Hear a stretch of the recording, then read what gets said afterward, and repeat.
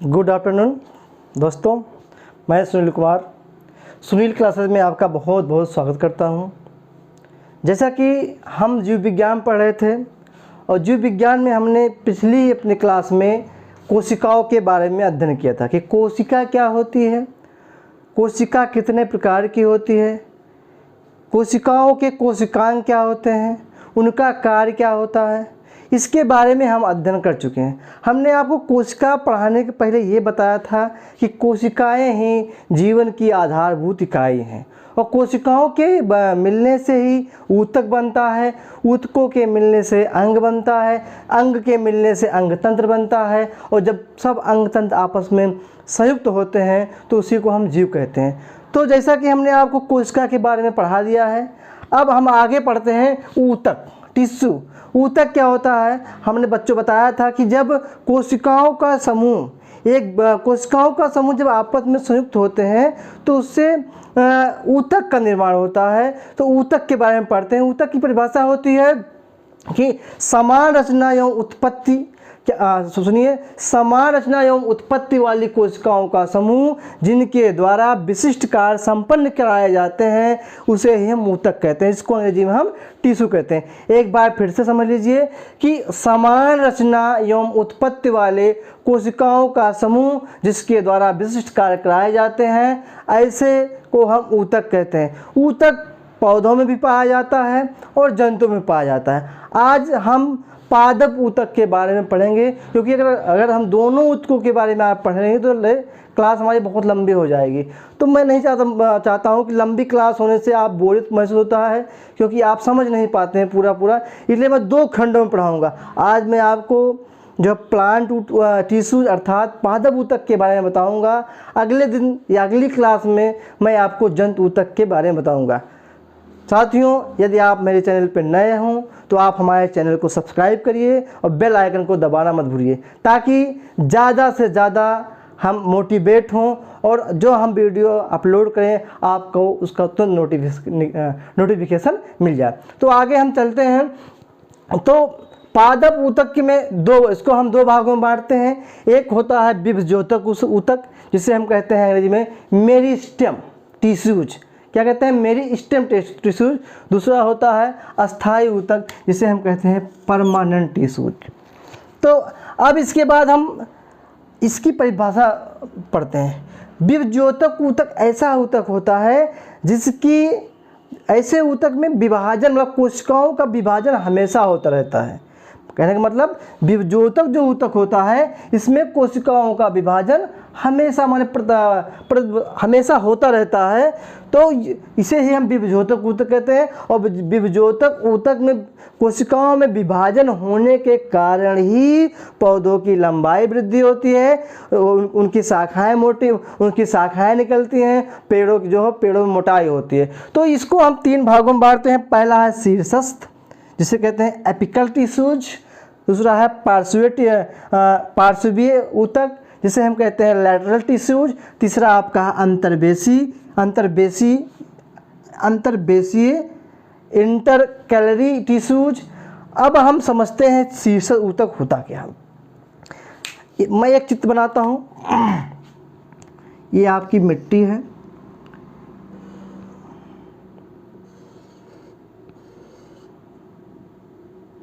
ये जड़ इसकी है, इसके ऊपर तना होता है, तना हो गया।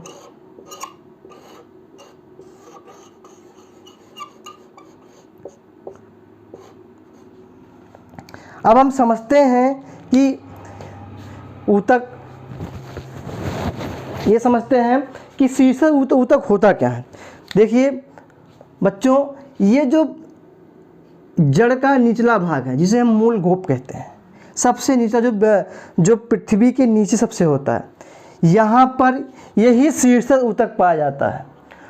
इसके यहाँ पाने से जब इसमें विभाजन होता है, जब शीर्षक कोशिकाओं में विभाजन होता है तब ये बढ़ती हैं और ये बढ़ने के साथ साथ ये ज़मीन में काफ़ी गहराई तक चली जाती हैं, जिससे पेड़ क्या होता है, पेड़ पे जो है पेड़ पौधों को जो है सही मात्रा में खनिज और जल मिल जाता है। इसी प्रकार यही ऊतक जो हमारा पेड़ के ऊपरी शीर्ष पर, जब ऊपर का जो पौधे का ऊपरी भाग होता है पेड़ का, वहाँ भी पाया जाता है। कहने का मतलब जो शीर्षक ऊतक है पौधों के शीर्ष पर भी, और मतलब पृथ्वी के ऊपर शीर्ष पर भी, और पृथ्वी के नीचे अर्थात जड़ के सबसे नीचे ये ऊतक पाया जाता है। क्यों? इसी में विभाजन के फलस्वरूप पौधों की लंबाई ऊपर बढ़ती जाती है। तो एक बार फिर से आप समझ लीजिए, क्योंकि इसका नाम शीर्षक ऊतक है, एपिकल टिश्यूज, शीर्षक ऊतक से ही ये कन्फर्म हो रहा है कि सीड्स अर्थात ये सीड्स होता होगा। तो ये जड़ों के सबसे नीचे जो जड़ का प्राथमिक जड़ होती है, उसका जो सबसे निचला भाग होता है उसे मूल गोप कहते हैं। मूल गोप पे पाया जाता है, ताकि विभाजन के फलस्वरूप जड़ें क्या होती हैं, नीचे पृथ्वी में काफ़ी गहराई तक जाती हैं, जिससे पौधा अस्थायी रूप से खड़ा भी रहता है, साथ साथ उसको जो है खनिज लवण व जल की आपूर्ति भी हो जाती है। इसके साथ ही पौधों के शीर्ष भागों पे भी ये ऊतक पाया जाता है। ये पौधा शीर्ष भाग पर ये ऊतक पाने के कारण ही पौधे के ऊपरी भाग भी क्या होता है, बढ़ता है। तो ये शीर्ष ऊतक हुआ। दूसरा आपका है पार्श्वीय ऊतक। पार्श्वीय ऊतक ये पार्श्व में पार्श्व, ये पौधे के पार्श्व भागों में पाया जाता है, माने पौधों के पार्श्व भागों में पाया जाता है, जिस कारण पौधे की मोटाई, जिस कारण पौधे क्या होती है, पौधे मोटे होते हैं। अर्थात हमने पहले भी बता दिया, फिर से समझ लीजिए, इसमें कन्फ्यूजन नहीं होना चाहिए कि ये विभज्योतक ऊतक है। विभज्योतक ऊतक हमने पहले बताया कि इसकी कोशिकाएं हमेशा विभाजित होती रहती हैं। पर इसी में हम पढ़े थे पार्श्वीय ऊतक बता रहे हैं आपको, पौधे के पार्श्व भागों में पाया जाता है। इसे ये आपका तना है, यहाँ पाया जाता है, जो शाखाएं निकलती है उस पर पाया जाता है, जिसके कारण पौधे की मोटाई बढ़ती है। ये पार्श्वीय ऊतक हो गया। अगला आपका है अंतर्वेशीय ऊतक, इसे कहते हैं हम इंटरकैलरी टिश्यूज। इसके बारे में हम समझते हैं ये कहाँ पाया जाता है, जैसे तना निकला हुआ है, ये तने की लंबाई जो पौधों में संधियाँ पाई जाती हैं, जैसे दूब देख लीजिए, दूब की संधियाँ, दूब, पुदीना आदि स्थानों पर ये जो है संधियों पे ये पाया जाता है, जिस कारण, क्योंकि जानते हैं कि उसी पर्व संधियों से ही तने निकलते हैं। तो अंतर्वेशीय ऊतक वहीं पाया जाता है। एक चीज़ मैं आपको बता देना चाहता हूँ कि दूब, आप लोगों सबने दूब घास देखा होगा। दूब घास, जैसे दूब घास से निकला हुआ है, ये गांठ होती है, यही ये पाया जाता है। कौन? पार्श्वीय अंतर्वेशीय ऊतक नहीं पाया जाता है पर्व संधियों पे, क्योंकि ये तनों को, शाखाओं को निकालने के लिए इसका बहुत बड़ा योगदान होता है, उनको निकालता है, उनकी लंबाई बढ़ाता है।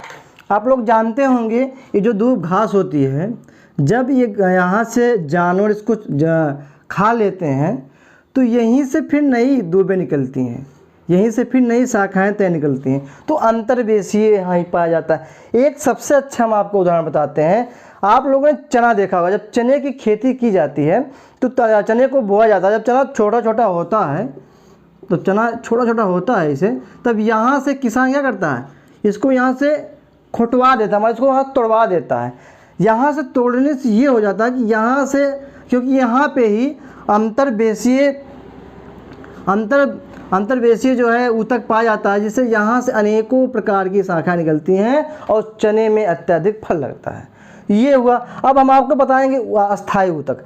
हमने आपको बताया विभज्योतक ऊतक ऐसा ऊतक होता है जिसमें कोशिकाओं का विभाजन निरंतर होता रहता है, लेकिन अस्थायी ऊतक जिसको हम परमानेंट टिश्यूज कहते हैं, ऐसा ऊतक है इसमें कोशिकाओं का विभाजन नहीं होता है, इसलिए इसे हम अस्थायी ऊतक इसीलिए कहा जाता है क्योंकि ये अस्थायी रूप से होता है। ये भी ऊतक जो है, इनको हम 3 भागों में बांटते हैं। पहला है साधारण ऊतक, दूसरा है जटिल ऊतक, तीसरा है जो है आपका साधारण ऊतक, सिंपल टिश्यूज। 3 भागों में इसको हम बांटते हैं। मृद ऊतक, पैरेन्काइमा, स्थूलकुड़ ऊतक, क्लोरेन्काइमा, और स्क्लेरेन्काइमा जिसे हम कहते हैं दृढ़ ऊतक। क्योंकि ये परमानेंट ऊतक होता है, इसमें कोई जो विभाजन नहीं होता है, तो इसका मृदूतक होता है। ये जितने भी जीवित पौधे होते हैं उनके कोमल भागों में पाया जाता है। इनके जीवित कोमल भागों में पाया जाता है। इसे कोशिका हम बना देते हैं, मान लीजिए कोशिका है,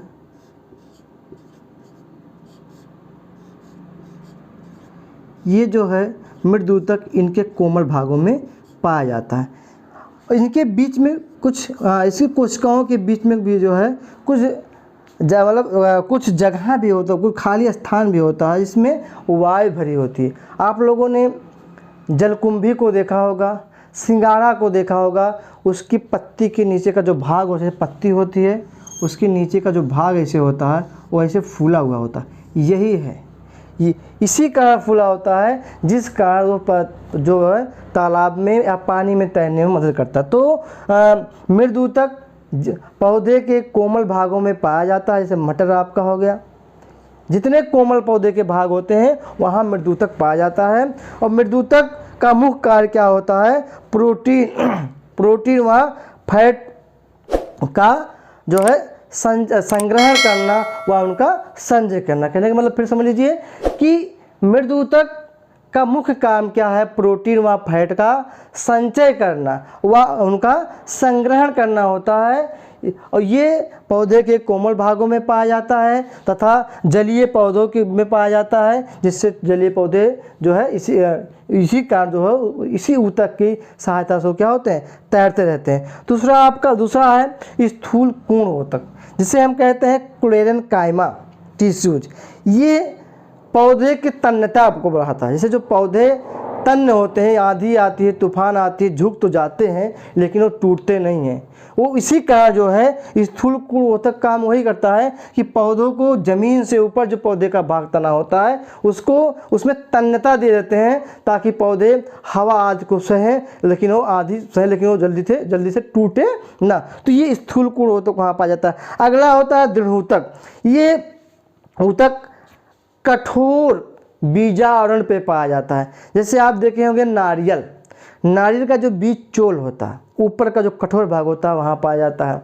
आपने जो बादाम देखा, बादाम का जो ऊपरी का आवरण हम लोग खाते हैं उसको छोड़िए, उसके ऊपर एक ऊपरी आवरण होता है, वहाँ पाया जाता है। अमरूद देखे होंगे, अमरूद का जो बीज होता है उसके ऊपर पाया जाता है। आम का जो गुठली होती है उसके ऊपर पाया जाता है। तो ये इसका नाम ही दृढ़ ऊतक है, अर्थात बीज आवरण को ये दृढ़ कर देता है। तो ये 3 ऊतक आपके हो गए। किसके ऊतक हैं? ये अस्थाई ऊतक में साधारण ऊतक के 3 भाग होते हैं, मृद ऊतक, स्थूल कोण ऊतक और दृढ़ ऊतक। अगला है नंबर दूसरा, अस्थाई ऊतक के अंदर दूसरा आता है जटिल ऊतक। इसमें 2 ऊतक पाया जाता है, एक जाइलम एक फ्लोएम। बहुत इंपॉर्टेंट है, यहाँ से हर परीक्षाओं में हमेशा कोई ना कोई प्रश्न जरूर आता है। अगर आपको हमारी बातों पर विश्वास नहीं है तो किसी भी परीक्षा, चाहे वनडे एग्जाम हो, चाहे पीसीएस हो, चाहे आईएएस हो, उठा के देख लीजिए, एक क्वेश्चन छपा हुआ मिल जाएगा। तो जाइलम फ्लोएम दोनों ऊतक जो होते हैं जटिल ऊतक के अंतर्गत आते हैं। जाइलम को हिंदी में दारू ऊतक भी कहा जाता है। अब हम समझते हैं जाइलम का काम क्या होता है। जाइलम का काम होता है बच्चों कि जड़ से जल